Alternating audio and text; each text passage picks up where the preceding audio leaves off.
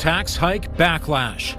We're willing to do our fair share and even more, but the provincial government needs to show their work. Calgary's mayor airs his frustration with the provincial budget. Snowfall warning, dealing with another blast of winter on the roads and at the airport. And from Bow Island, Alberta to Nashville. I've got plates for purple gas. How a song on TikTok earned her a duet with the country music superstar. CTV Calgary, local breaking news with Ian White. Good afternoon. Mayor Jeremy Farkas is calling out the massive property tax hike Calgarians will face thanks to the new provincial budget. He says what we get back from the Alberta government doesn't match what taxpayers put in. Jordan Canagan is at City Hall with more. So Jordan, what does he want to see from the province? Well, Ian, Calgary's mayor wants the province to justify why Calgary is getting hit especially hard in yesterday's provincial budget when he says they are getting little value back in return. Jeremy Farkas equates the situation between Calgary and the province to the one between Alberta and the feds. He says a lot of money is going out, not enough is coming back in. He calls it unfair, along with revealing a provincial deficit of $9.4 billion yesterday. Alberta's finance minister also announcing a tax hike for all municipalities. Provincial education property taxes from Calgary alone will surpass $1.2 billion. It means the average Calgary homeowner will pay $339 more this year to the province, while taxes in Edmonton will jump $154. The Calgary property tax increase from the city side will average $49. This year alone, Alberta's increase represents the largest single-year property increase that Calgarians have ever faced. Nearly half of the property tax bill now flows directly to the province. These dollars do not fund city roads, they do not fund transit, they do not fund police or emergency services. They're collected locally and sent to the province. Now, the finance minister says Calgary pays more than Edmonton or anywhere else because property values here are much higher than anywhere else in the province. He also says that the province is supporting major projects in Calgary, like the Green Line, more schools, the new event centre, and Deerfoot Trail upgrades, for example. Ian? Thank you, Jordan. And the finance, education, and infrastructure ministers were in Calgary today to announce which school projects are moving to the next step after funding was allotted for the projects in the budget. 14 new and expanded projects will go into the design and planning stages.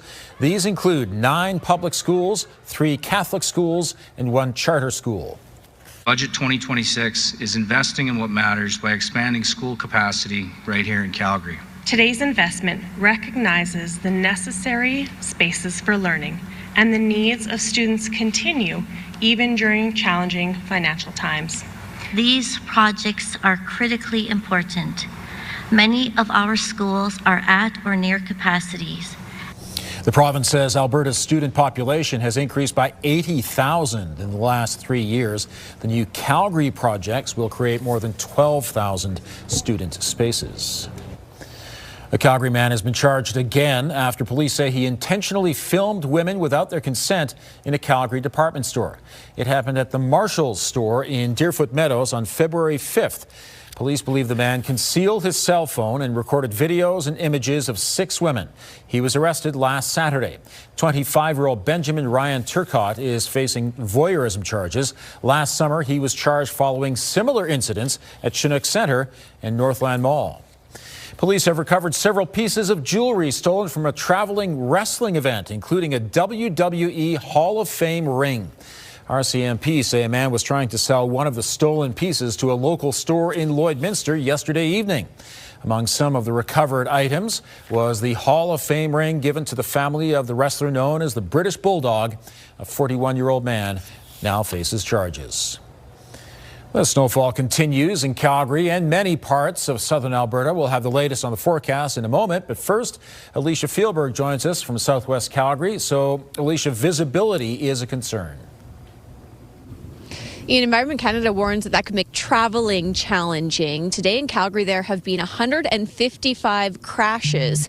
And this afternoon, about a third of flights at YYC were delayed.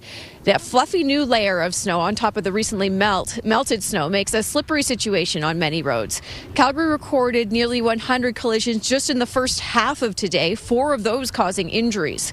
The city's full fleet of snow sweepers, plows and sanders are working to tackle the snow and ice. Drivers are advised to take it slow, remove snow from their vehicles before driving, and have extra clothes and boots in case of emergencies.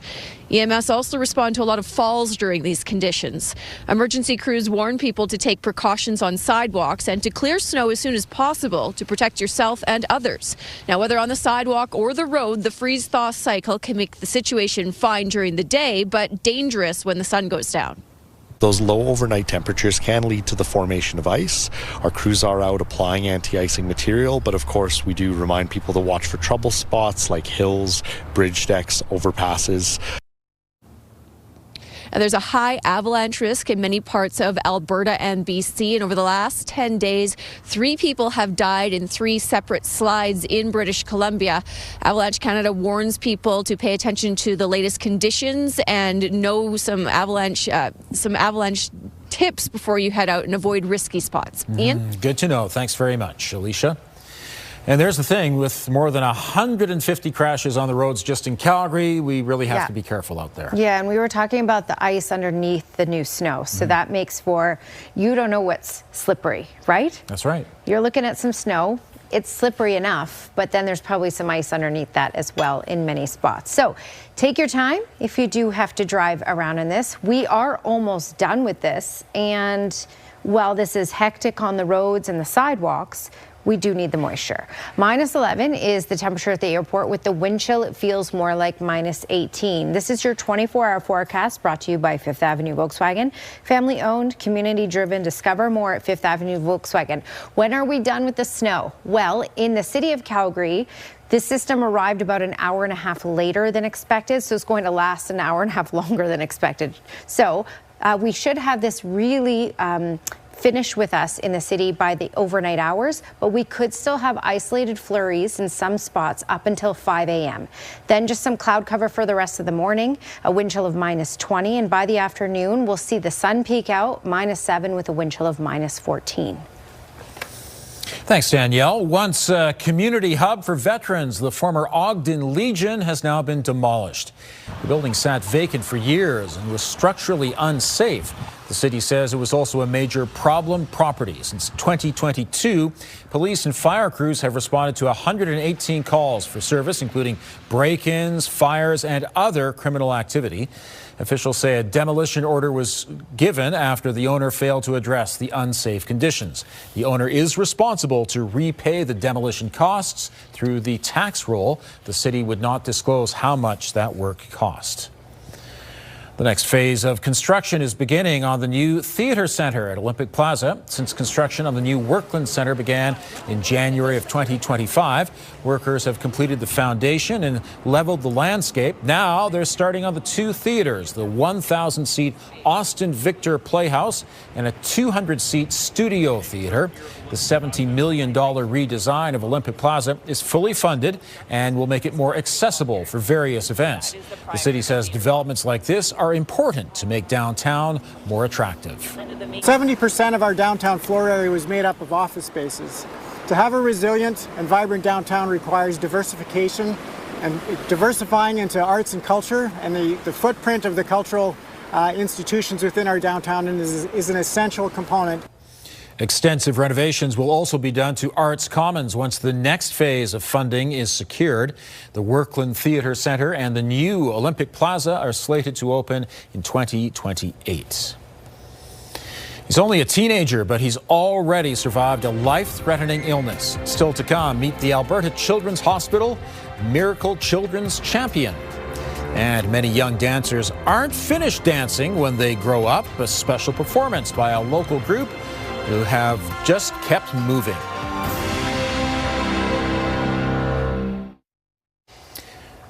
So the routine for tomorrow is get up, get yourself a coffee, head out and start shoveling. Yes. I'm not suggesting you do that, but many people will. Yeah, do a little bit of it tonight. Okay. You know, and then it's less for tomorrow morning. It's forcing us to get some exercise, right? Here's your Skywatch weather camera. Reduced visibility. It's pretty reduced at times in some spots, of course, as you can see by that live shot. Okay, taking a look at temperatures. We talked about things plummeting today, and they sure did. -11 is the ambient temperature in Calgary, but with the wind chill, it feels more like -18. So, yeah, there's a bite. It's winter. It's here. It's not going to last long, though. -14 is what it feels like in Claresholm. It feels more like -15 in Drumheller. Red Deer feels more like -21. Medicine Hat -17 with that lovely wind chill. Here's a look at radar and satellite. And this, for now, is concentrated up the QE2, basically making its way into Calgary on and off. And then you can see just north of the Trans-Canada down towards Medicine Hat. I want to zoom in here to show you this heavier band. It's really around that Carstairs area, Acme, in through Drumheller right now. This is all going to shift to the south, and the far south is going to be dealing with the bulk of the snowfall tonight, this evening and tonight. But we'll still have some in this area, and this is why the snowfall warning resembles where the system is. So basically Rocky Mountain House down through Canmore, Kananaskis, Calgary, over to Brooks, down to Claresholm, and including Medicine Hat and South. These are the areas that could see in some isolated spots up to 30 centimeters of snow before it's all said and done. Let me give you the timeline, especially for the city here. So snowfall is possible, and it should remain pretty consistent even through the overnight hours, right up until about 4 or 5 in the morning. And then that's mainly out of Calgary. Then, though, we still have the potential some isolated flurries up until about 9 o'clock in the morning. But at 9 o'clock in the morning, this system should be completely out of the province for the most part, other than some isolated scattered flurries south of Lethbridge and south of Medicine Hat. Then the clouds actually clear out in the afternoon hours tomorrow. So we'll see the sun peek out in some places in the afternoon. It will still be cold, but you'll see some bright sunshine, indicating there's warmer weather to come.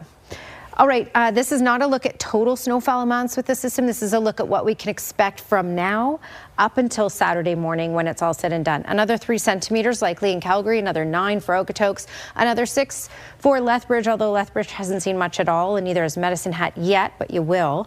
9 centimeters more for Medicine Hat, and another 6 for Milk River, 5 for Pincher Creek. All right, Calgary's longer range forecast, -7 tomorrow as our daytime high, so still cold tomorrow. Again, clouds clearing. Flurries possible up until about 5 a.m. and then things clear out. 6 degrees, mainly sunny for Sunday, 0 for Monday, 9 for Tuesday. Thanks, Danielle. The Alberta Children's Hospital Foundation announcing its Children's Miracle Champion for 2026. 2 years ago, Uday Chauhan was rushed to the Children's Hospital when a headache suddenly took away his ability to walk or breathe. Doctors found 13 blood clots in his brain and a spinal injury. The discovery was made thanks to a donor-funded MRI at the hospital, along with his team at the Neurocritical Care Program. In just 25 days, he recovered and was released from hospital. Today, the 13-year-old was recognized as this year's ambassador for the hospital. Now the hospital is like deeply rooted in my heart now. Like whenever we pass by, I remember like what happened and just how amazing the doctors were and how they helped save my life and how the donors helped save my life even without knowing me, and just like how many kids the donors are helping even without like knowing it. More than 100,000 kids and families rely on the Alberta Children's Hospital for life-saving care each year. She's nominated for a Juno for Breakthrough Artist of the Year. I've got plates for purple gas, about the only break I catch, but I am not the kind of a man to blame the dealer on a losing hand.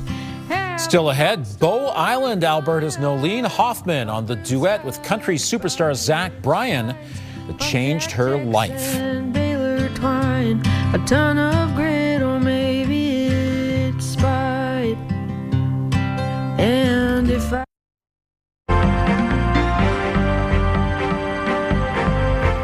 Canada's Canada's economy contracted at the end of 2025. Joining me is Liana Wachniak, investment advisor with the Popowich-Karmali Advisory Group. And Liana, GDP went in the wrong direction to finish off the year. That's right. The fourth quarter results were a little bit disappointing and weaker than analysts were expecting. We saw the Canadian economy contract by 0.6% in the last quarter of 2025. Now, if you look at the overall year numbers for the GDP, it wasn't quite as bad of a news story. After some of the revisions to the data, it looked like the Canadian economy grew by 1.7% year over year. It's still not particularly quick growth, but it is still growing for the course of the year, and that yearly growth number was roughly in line with the Bank of Canada's expectations. There are some demand still underpinning some of the Canadian economy there, so it wasn't an all bad news story. When the Bank of Canada goes to take a look at this at their next few meetings, investors are now pricing in a 40% chance that we could see a cut by the July meeting. Meantime, Canada's latest jobs report falls flat. That's right. And the growth in jobs just really isn't there right now. We actually lost jobs over this last report, particularly in the manufacturing sector. And of course, that was due to the U.S. tariffs. Some questions there by employers and layoffs as to whether or not they want to maintain the staff that they do have when they aren't doing the manufacturing that they otherwise would be. Another couple of things that played into that, including change in immigration policy that reduced the number of temporary residents that typically fill roles in areas like food and accommodation. So we saw job vacancies go up in those areas. Now, there is a bit of a bright spot in this data, too. We did see unemployment remain about flat over the course of 2025, starting around 6.7% and going down to 6.5% over the course of the year, but overall pretty flat. Okay, thanks very much. Have a great weekend. Thank you. You too. RBC branches are open again across Calgary and area after they all suddenly closed yesterday. Customers were greeted by notices on the doors with some signs saying the banks had to close early because of a safety incident. Police tell CTV News that RBC staff reported a man was uttering threats towards them. Due to the nature of the threat, RBC Corporate Security closed all Calgary area locations. A suspect was taken into custody and charges are pending. RBC says it acted out of an abundance of caution and it apologizes for inconvenience to customers. Breaking news from the Nikiska ski area where there has been an avalanche. Here's Tara Nelson with more details. Ian, 2 skiers were caught in the slide early this afternoon. One person was able to dig themselves out. The other person has been taken to the Children's Hospital in Calgary. We'll have the very latest details coming up at 6 o'clock. Also ahead, Calgary's mayor is not happy with this new provincial budget. It includes a 21% property tax hike for Calgarians. Coming up, how city councillors are reacting to this. Ian. Thanks, Tara. I've got plates for purple gas, about the only break I catch, but I am not the kind of man to blame the dealer on a losing hand. This is the song that has kick-started Noeline Hofmann's career. Born and raised in Bow Island, Alberta, she recorded Purple Gas with country music superstar Zach Bryan. And it's featured in the streaming series Landman. Hofmann is also this year's SiriusXM Top of the Country winner. And joining me is Noeline Hofmann. It's wonderful to see you. Wonderful to see you. Thank you for having me. How has this one song changed your life? Oh, man, it's difficult to explain the extent that it's changed my life, but it's certainly given me this wonderful platform to jump off of and hit the ground running and pursue a music career on a real scale. So it is for sure the song that changed my life, and I'm forever grateful for it. Now, a lot of people in rural Alberta would be familiar with Purple Gas. Tell us the concept behind what is Purple Gas. Purple Gas is marked or dyed tax-deducted fuel for our farmers and ranchers and agricultural workers. Is a little bit cheaper, and you need a special license plate for it to burn it on public roads. Thus the lyric, plates for purple gas. It's a little tax break. How did the collaboration with Zach Bryan come about? Yeah, it was really just a luck of the internet. Just had posted the video and began to gain traction on its own, and eventually found its way across Zach's ears and plate, and we just loved the song, and that began our relationship and working relationship. To see my extended interview with Noeline Hofmann, visit ctvnewscalgary.ca. A rather dramatic turnaround in our weather this weekend, but you have to wait for Sunday for it to happen. Right now in Calgary, there's still snow out there, and it's -11. Danielle has the details coming up.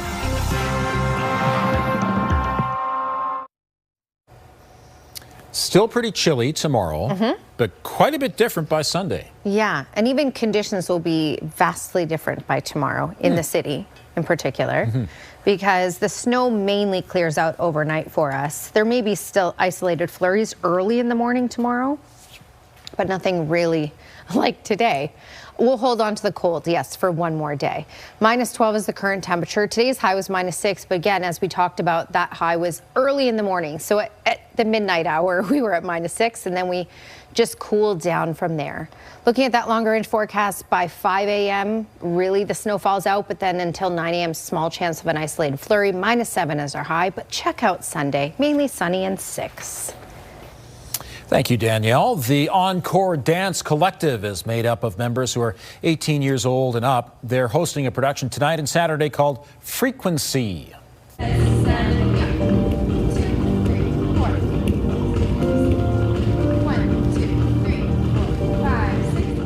The collective has 26 members, with their oldest in their mid-30s. These dancers were looking for a community to continue their dancing after high school. Many have careers or are in post-secondary education. Frequency is the collective's biggest production of the year that will be performed in front of a live audience. Everybody hears music differently, and so even within those frequency tones that we're using in the show, everybody kind of picks up on the different shifts in the tones differently. So that was a big part of the audition process, was making sure that people could hear those changes, because it's part of the choreography, right, to be able to hear that. Encore will have 3 shows. Frequency's first performance is tonight at 7:30. There are 2 on Saturday. The shows are at the Decidedly Jazz Dance Works Theatre. For more information, you can head to our website. Thanks for joining us. Now here's the early edition of the CTV National News.